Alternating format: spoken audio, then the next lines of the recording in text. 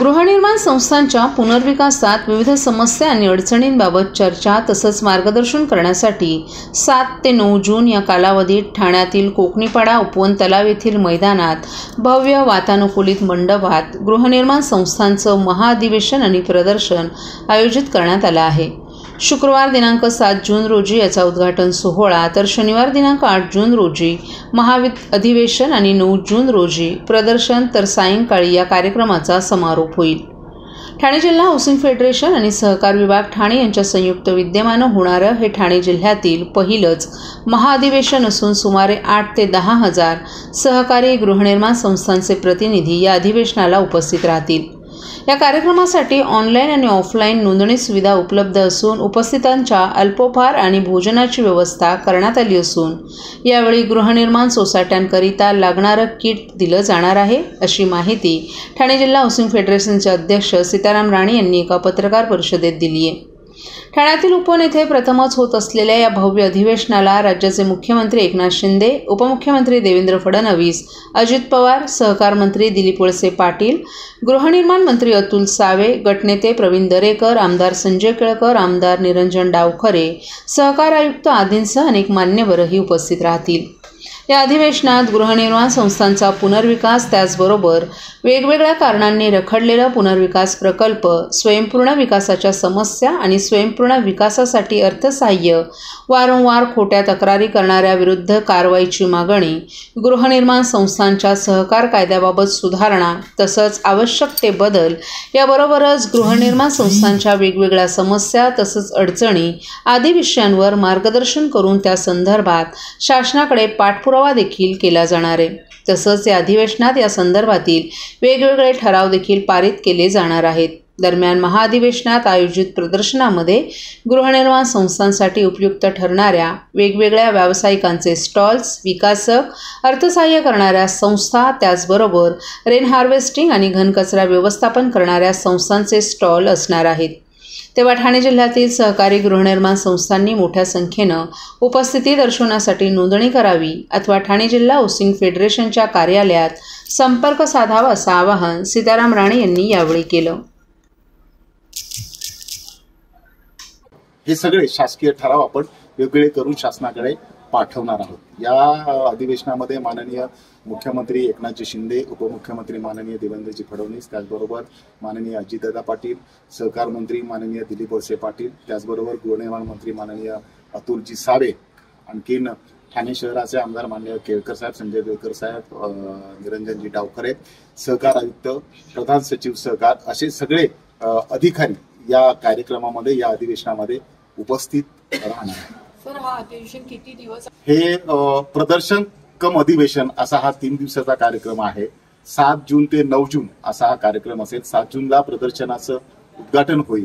8 तारीखला हे अधिवेशन गृहनिर्माण संस्थांसाठी अधिवेशन आपण ठेवलेलं आहे आणि 9 तारीखला संध्याकाळी या प्रदर्शनाचा समारोप होईल। असं 3 दिवसाचा हा प्रदर्शन कम अधिवेशन असा कार्यक्रम ठेवलेला आहे।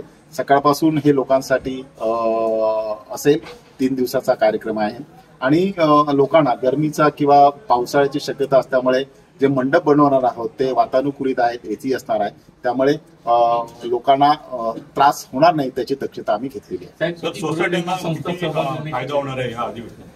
मुळात सगळ्याच सोसायटीना आपण ठाणे जिल्ह्याचा विचार करता 32,000 गृहनिर्माण संस्था आहेत। महाराष्ट्राचा विचार केला तर 1,20,000 संस्था आहेत।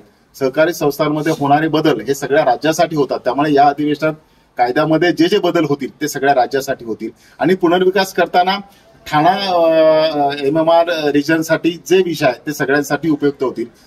जे जे पुनर्विकास रखडलेला आहे बरीच वर्ष, बिल्डरचे काही कारण आहेत, कोर्टात केसेस आहेत आणि तो सुटावा हा त्यामागचा मुख्य उद्देश आहे। 8 ते 10 हजार गृहनिर्माण संस्था याच्यामध्ये सहभागी होतील अशी अपेक्षा आहे आणि त्या प्रकारे आपण प्रयत्न करतोय आणि तुमच्या माध्यमातून आपण विनंती करतोय की यासाठी आपण लिंक बनवलेली आहे, त्या लिंकवर गृहनिर्माण संस्थांच्या सभासदांनी, पदाधिकारी नोंदणी करावी आणि त्यांना याविषयी काही अडचण असेल तर आमच्या हाऊसिंग फेडरेशनची ठाण्यात असेल, डोंबिवली असेल, मीरा भाईंदर असेल, बदलापूर असेल, या ठिकाणी आमची कार्यालय आहेत, त्या ठिकाणी संपर्क साधावा। मात्र जास्तीत जास्त गृहनिर्माण संस्थांनी याच्यामध्ये सहभाग घ्यावा अशी तुमच्या वतीने मी विनंती करतो।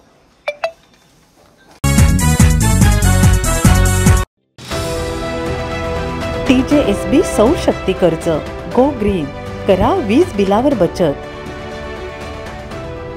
आकर्षक व्याजदर, 84 महिने परतफेड कालावधी, 80% लोन, व्यावसायिक आणि उद्योजकांकरता सुद्धा.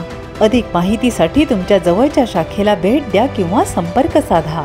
1800-223-466 आणि 1800-266-3466.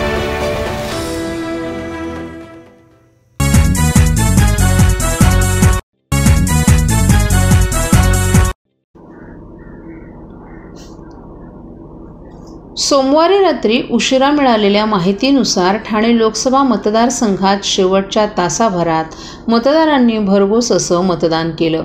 एकूण 52.9% मतदान झाल्याची माहिती निवडणूक निर्णय अधिकारी मनीषा जायभाये धुळे यांनी दिली आहे. ठाणे लोकसभा मतदारसंघात एकूण 52.9% मतदान झालं असून पुरुष आणि मतदारांचं प्रमाण 53.22%, तर महिला मतदारांचं प्रमाण 50.79%, तर इतर मतदारांचं प्रमाण 17.39% इतकं आहे.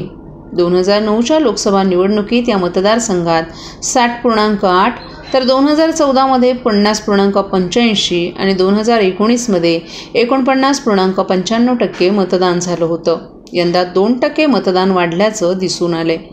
ठाणे लोकसभा मतदारसंघातील मीरा भाईंदर विधानसभा मतदारसंघात 4,57,359 मतदारांपैकी 2,23,898 मतदारांनी मतदान केलं. हे मतदान 48.95% इतकं आहे. ओवळा माजोडा मतदारसंघात 5,09,227 मतदारांपैकी 2,58,255 मतदारांनी मतदान केलं. तर कोपरी पाचपाखाडी मतदारसंघात 3,28,054 मतदारांपैकी 1,84,522 मतदारांनी मतदान केलं.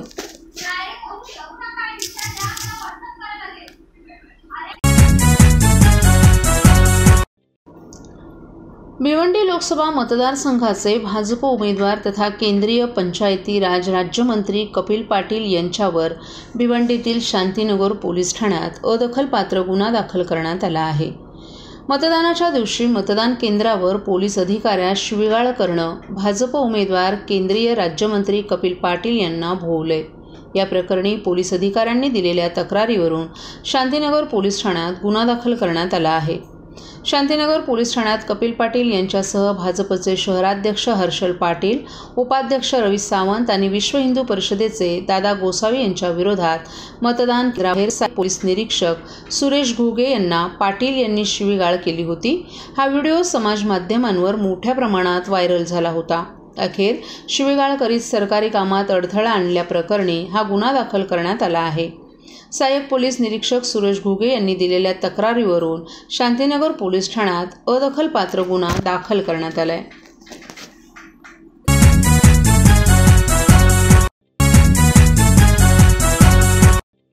सर्व नागरिकांना आवाहन करण्यात येत आहे की सध्या डासांमार्फत पसरणाऱ्या डेंग्यू या आजाराचा प्रसार रोखण्यासाठी प्रत्येकाने पुढील प्रमाणे कार्यवाही करावी. डेंग्यू आजार एडिस इजिप्ती हा डास चावल्याने होतो. या डासांची पैदास साचलेल्या किंवा साचवलेल्या स्वच्छ पाण्यामध्ये होते. 8 दिवसांपेक्षा जास्त दिवस पाणी उघडे व साचून राहिल्यास त्यात डास अंडी घालतात. अंड्यांच्या अळ्या तयार होऊन पुढे डास तयार होतात.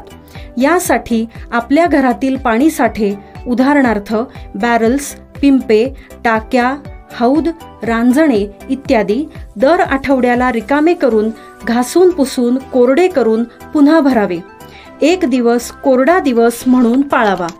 पाणी साठ्यांना घट्ट झाकणे बसवावीत किंवा जुनी साडी, चादर, धोतर यांनी बांधून झाकून ठेवावीत, म्हणजे डास त्यात जाऊन अंडी घालणार नाहीत.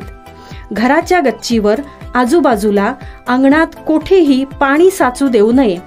भंगार सामान उघड्यावर टाकू नये. उदाहरणार्थ टायर्स, प्लास्टिक सामान, कुंड्या, टाकाऊ वस्तू इत्यादी. अशा सामानात पावसाचे पाणी साठून त्यात डेंग्यूच्या डासांची पैदास होते. घरातील कूलर्स, फ्रीजच्या पाठीमागील ट्रे हे देखील वेळोवेळी कोरडे करावेत. लक्षात ठेवा, नुसत्या फवारणीने डास घनता कमी होत नाही, तर त्यासाठी डास पैदास ठिकाणे नष्ट करणे ही आपल्या सर्वांची जबाबदारी आहे. कोणताही ताप अंगावर न काढता जवळच्या शासकीय रुग्णालयात मोफत औषधोपचार घ्या. अशा प्रकारे नागरिकांनी सहकार्य केल्यास डेंग्यूचा प्रसार रोखणे सहज शक्य आहे.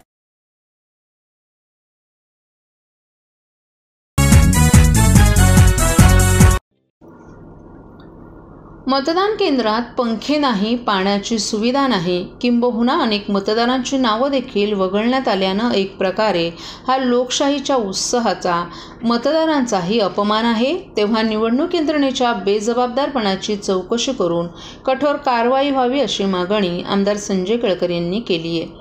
लोकसभेच्या 5व्या टप्प्यातील मतदान सोमवारी पार पडलं. मात्र ठाण्यात मतदान केंद्रांवर संथगतीनं मतदान आणि मोठ्या प्रमाणात गोंधळ पाहायला मिळाला. निवडणूक यंत्रणेच्या माध्यमातून अत्यंत गलथान, भोंगळ आणि बेजबाबदारपणाचं दर्शन मतदान केंद्रावर झाल्याचं पाहायला मिळालं.